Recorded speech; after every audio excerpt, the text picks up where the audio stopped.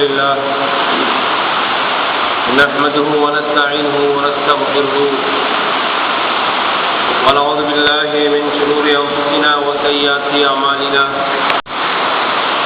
من يهده الله فلا مضل له ومن يضلله فلا هادي له وأشهد أن لا إله إلا الله وحده لا شريك له وأشهد أن محمدا عبده ورسوله يا أيها الناس اتقوا ربكم الذي خلقكم من نفس واحدة وخلق منها زوجها وبث منهما رجالا كثيرا ونساء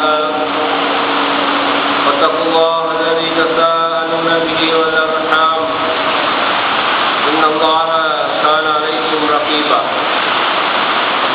يا أيها الذين آمنوا اتقوا الله حق تقاته ولا تموتن إلا وأنتم مسلمون يا أيها الذين آمنوا اتقوا الله وقولوا قولا سديدا يصلح لكم أعمالكم ويغفر لكم ذنوبكم ومن يطع الله ورسوله فقد فاز فوزا عظيما أما بعد إن أصدق الحديث كتاب الله وخير الهدي هدي محمد صلى الله عليه وسلم وشر الأمور محدثاتها وكل محدثة بدعة وكل بدعة ضلالة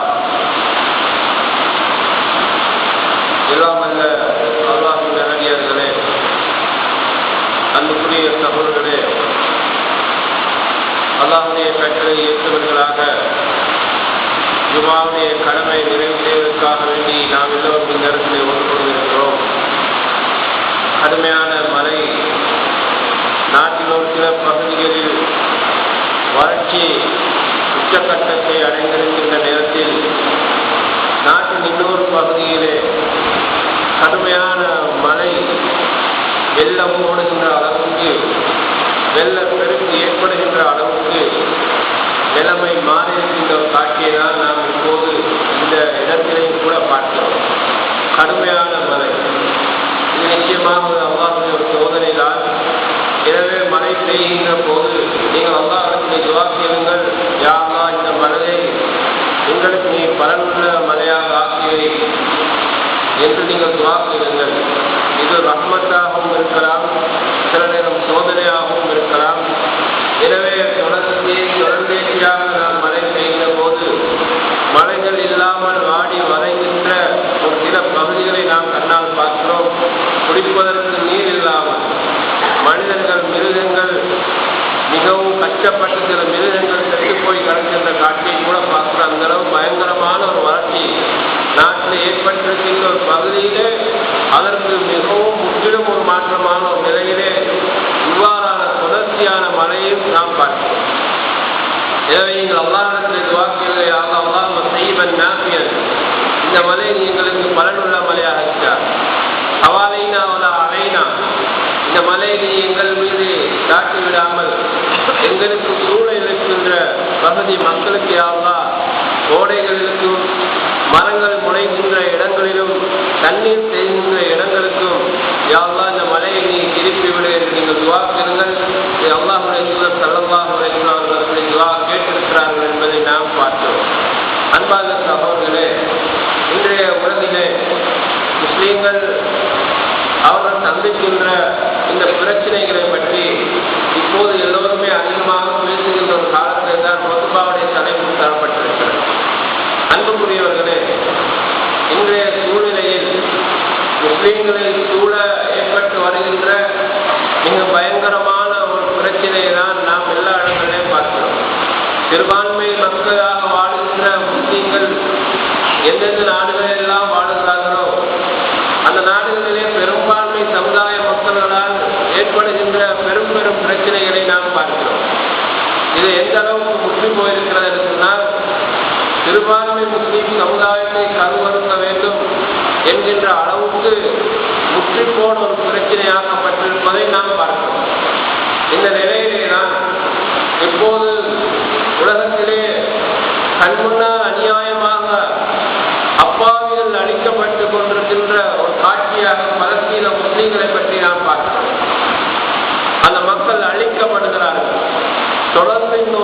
மாத காலமாக தொடர்ந்து அழிக்கப்படுகிறார்கள். ஆனால் உலகத்திலே இந்த அழிவை தட்டி நிறுத்துவதற்கோ நியாயத்தை பெற்றுக் கொடுப்பதற்கோ யாரும் வராத நிலையில் வெறும் ஒரு சில அறிக்கைகளை மட்டும் வெளியிட்டவர்களாக இந்த அழிவை காத்துக் கொண்டிருக்கிற காட்சியை தான் நாம் சமூகத்திலே பார்க்கிறோம். அன்புக்குரியவர்களே, பலஸ்தீனத்திலே முஸ்லிம்கள் அழிக்கப்படுகிறார்கள். சின்ன சிறார்கள் பாதுகாப்பாக இருக்கின்ற இடங்களை பார்த்து, அரண்களை பார்த்து, முகாம்களை பார்த்து குண்டுகளை பொழிகிறது. அங்கிருக்கின்ற அந்த சின்ன சிறார்களுடைய மையத்துகளை ஜனாதாக்களை தூக்கிக் கொண்டு அவர்களுடைய பெற்றோர்கள் கையிலே ஏற்றி கொண்டு அழுகின்ற காட்சி மனிதனுடைய உள்ளத்தில் கொஞ்சமேனும் ஈரம் இருக்குமாக இருந்தால் அவன் நிச்சயமாக கண்ணீர் வடிப்பான். இந்த அநியாயத்துக்கு எதிராக அவன் ஒரு வார்த்தையாவது பேசுவான். அதே போல பெண்கள் பாதுகாப்பாக இருக்கின்ற இடங்களை நோக்கியும் குண்டுகளை அவர்கள் போடுகிறார்கள். பள்ளிவாசல்களிலே போய் முஸ்லீம்கள் தஞ்சம் போட்டாலும் அங்கேயும் கொண்டு போய் குண்டுகளை போட்டிருக்கிறார்கள். இப்படி பாதுகாப்பட்டு கருதி எந்த இடங்களில் எல்லாம் இந்த சிறார்கள், பெண்கள், வயது வந்தவர்கள் போய் இருக்கிறார்களோ அந்த இடங்களெல்லாம் இலக்கு பார்த்து அழித்து பலஸ்தீனம் என்ற ஒரு இடம், பலஸ்தீனம் என்ற ஒரு நிலம், பலஸ்தீன மக்கள் முஸ்லீம்கள் என்ற ஒரு நிலைமை இல்லாமல் ஆகுகின்ற முழுமையான இன சுத்திகரிப்புக்கான ஒரு யுத்த போராட்டம் தான் இன்றைக்கு பலஸ்தீனத்திலே நடந்து கொண்டிருக்கிறது என்பதை நாம் பார்க்கிறோம்.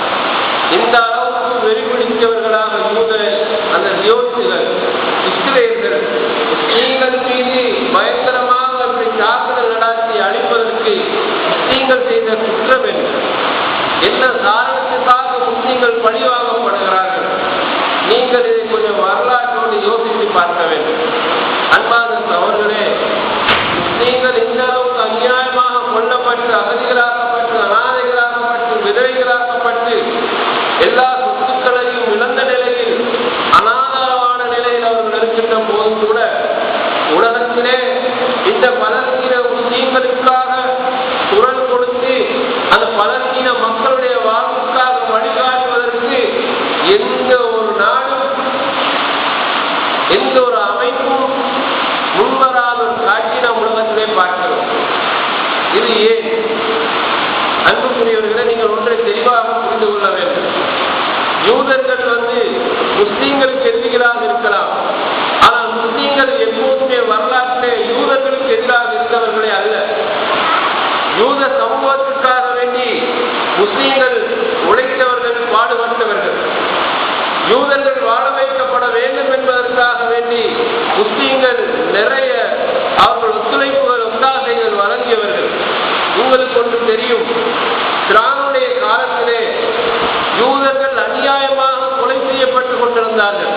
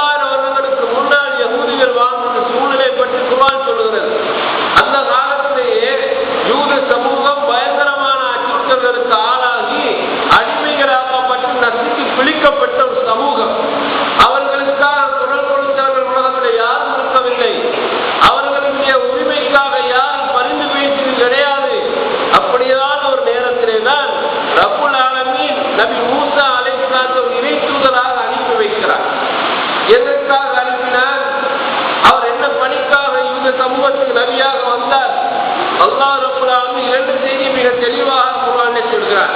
ஒன்று, யூத சமுதாயத்தின் விடுதலைக்காக அவர் வந்தார். இரண்டாவது, ஃபிரௌனுடைய அந்த தான் ரப்பு என்று சொல்கின்ற கொள்கைக்கு எதிராக ஏகத்துவ பிரச்சாரத்தை முன்வைப்பதற்காக மூசா நபி வந்தார். இந்த இரண்டு செய்தியும் அங்குவான் பல இடங்களிலே தெளிவுபடுத்துகின்ற நிலையை நாம் பார்க்கிறோம். அவர் வந்து சொன்னார், ஃபிரௌனே, என்னுடைய சமூகத்தை என்னோடு நீ அனுப்பிவிடு என்று மூசா நபி ஃபிரௌனை பார்த்து கேட்டார். அதே நேரத்திலே ஃபிரௌனுக்கு ஓர் இறைவன் தான் இருக்கிறான், அந்த அல்லாஹ்வுக்கு நீ கட்டுப்பாடு என்ற ஓரிரை கோட்பாட்டை அவர் சொல்லி அதன்பால் வருமாறும் அழைப்பு கொடுத்தார்.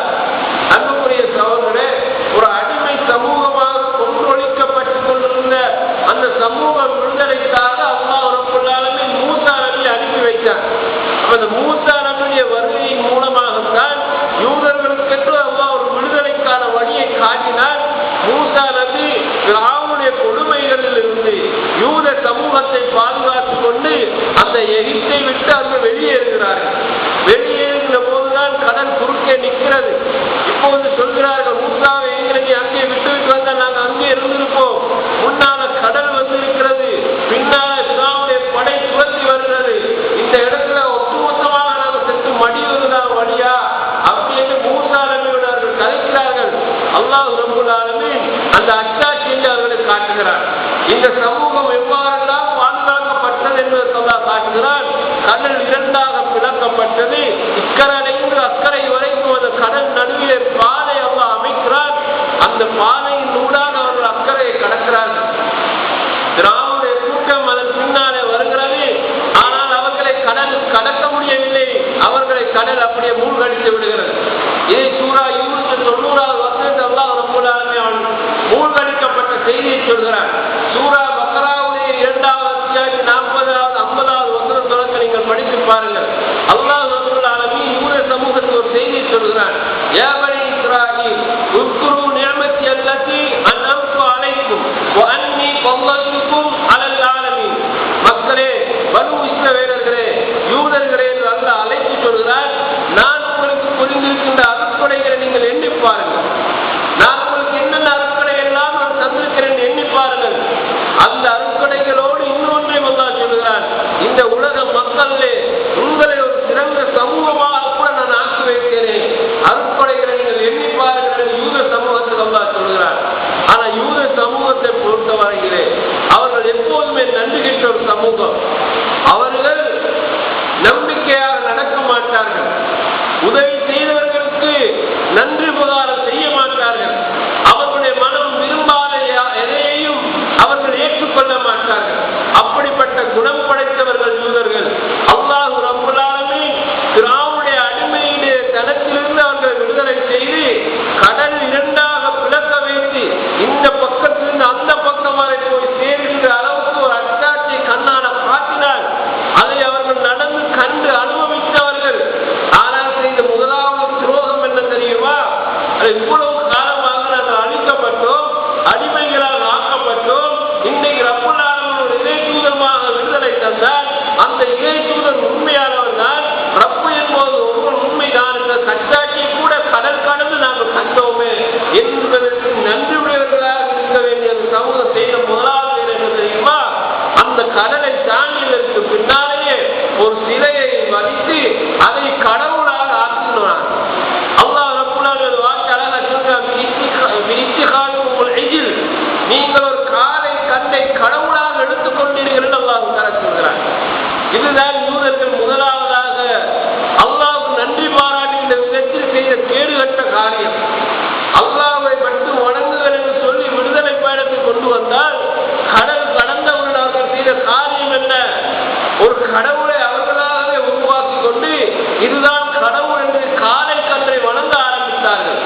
அல்லாஹ் ரப்பல் ஆலமீன் இவ்வளவு பெரிய ஒரு அநியாயத்தை அவர்கள் செய்தும் கூட நன்றி மறந்தவர்களாக நடந்தும் கூட அல்லாஹ் என்ன சொன்னார் என்றால், சும்மா அப்பவுனா மின்கும், அதற்கு பின்னால் நாங்கள் உங்களை மன்னித்து விட்டோம். எதற்காக? லஅல்லக்கும் தஷ்குரூன், நீங்கள் நன்றி உள்ள மக்களாக இருப்பதற்கு வாழ வேண்டும்.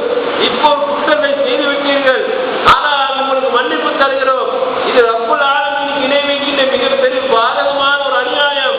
மன்னிப்பு தருகிறோம் என்று சொல்லி அல்லாஹ் மன்னிப்பு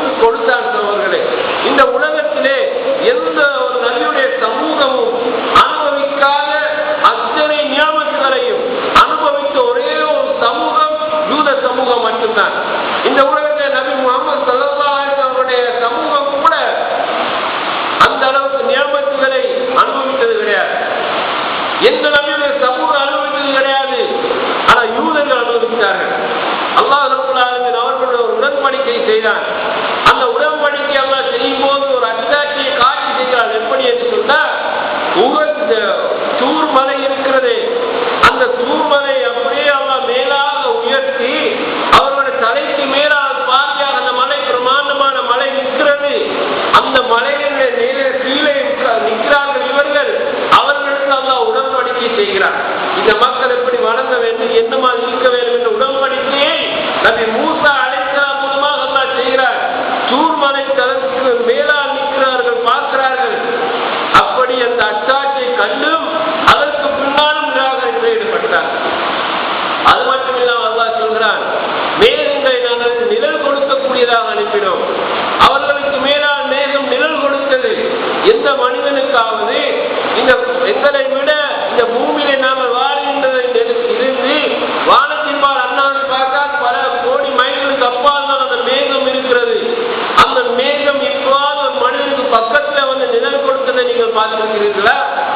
எப்போதாவது அந்த நிழல் மேகம் பூமிக்கு பக்கத்திலே வந்து போய்கொண்டிருப்பதை நீங்கள் பார்த்திருக்கிறீர்களா? அண்ணாந்து பார்த்தால் மேகம் அப்படி போவது உங்களுக்கு தெரியும்.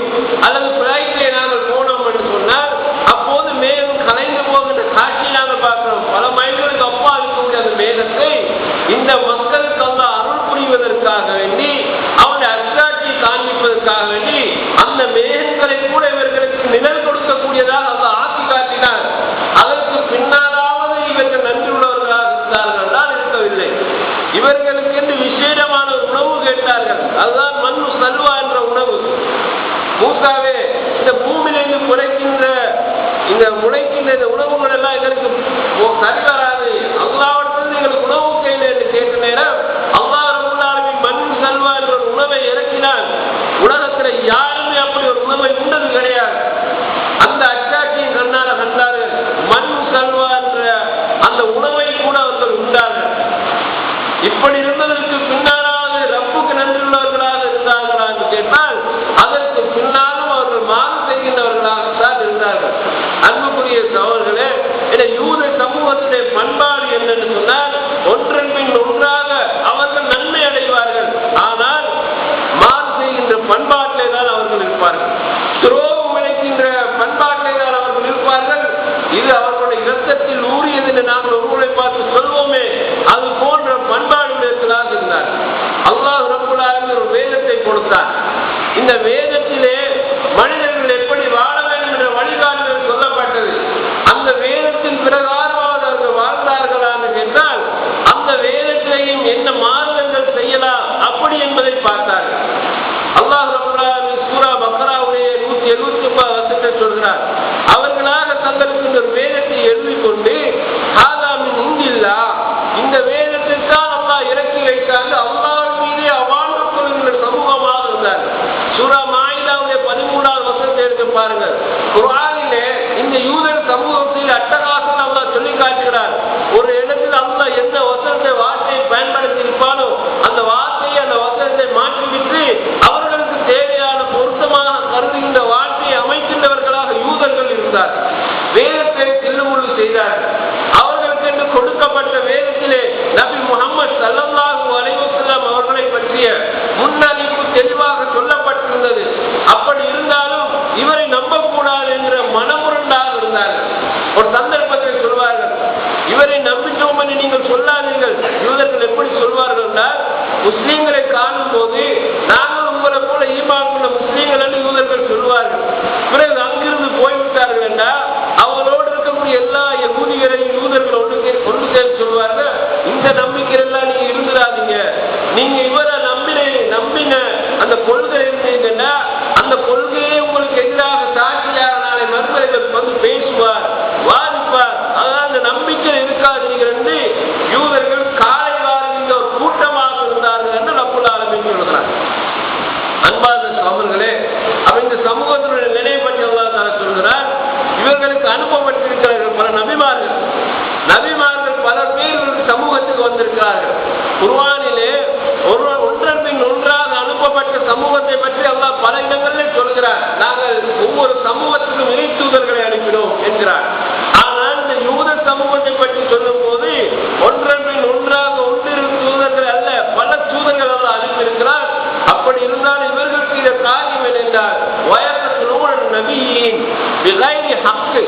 அநியாயமாக நபிமார்களை கொல்லுவார்கள்.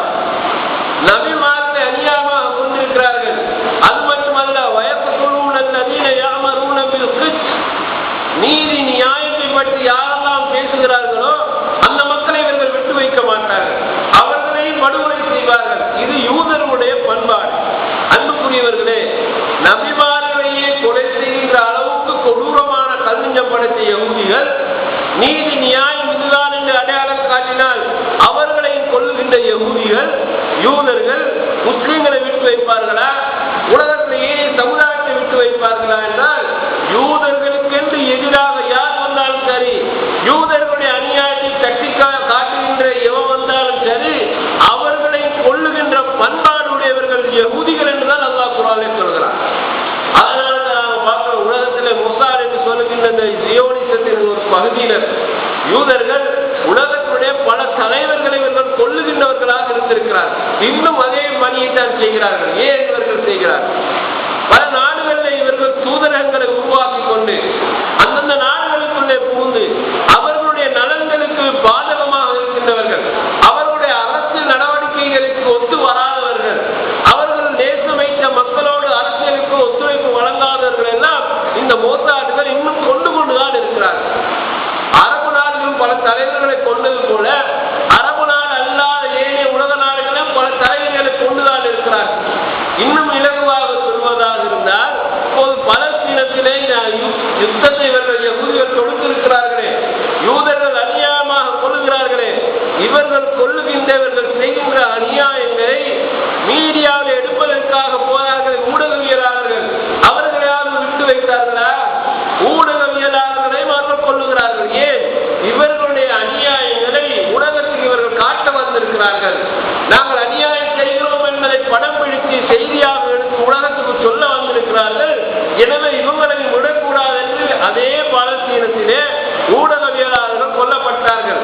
ஈராக்கிலே ஊடகவியலாளர்கள் கொல்லப்பட்டார்கள். எல்லா இடங்களிலுமே இந்த யூதர்கள் நம்பிக்கை கொண்டிருக்கின்ற அமெரிக்காவுக்கும் பிரிட்டனுக்கும் விசுவாசத்துக்கு அப்பா யார் இருக்கிறார்களோ அவர்களை கொள்வதுதான் இந்த யகூதிகளுடைய மொசாதுடைய இயக்கத்தினுடைய முதலாவது குறிக்கோளாக இருப்பதை நாம் பார்த்தோம். இவர்கள் பல ஆட்சிகளை கூட மாற்றி இருக்கிறார்கள். இவர்களுக்கு பிடிக்காத ஒரு ஆட்சி தலைவன் யாராவது வந்துவிட்டால் அவனை கூட மாற்றுகின்ற அளவுக்கு இன்றைக்கு இவர்கள் மாறி இருக்கிறார்கள்.